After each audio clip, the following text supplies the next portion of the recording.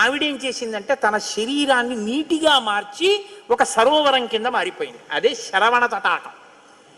ఆ శరవణ తటాకం హిమవత్ పర్వత ప్రాంతంలో ఉంది.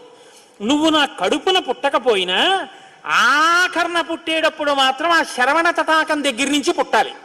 నీ మంత్రం కూడా ఆ తటాకం నా పేరు మీదే ఉండాలి. అందుకే ఆయన మంత్రం శరవణ భవ సుబ్రహ్మణ్యుడికి.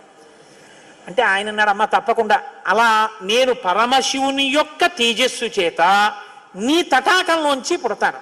పంచభూతాత్మకం పరమశివ లక్షణం కదా.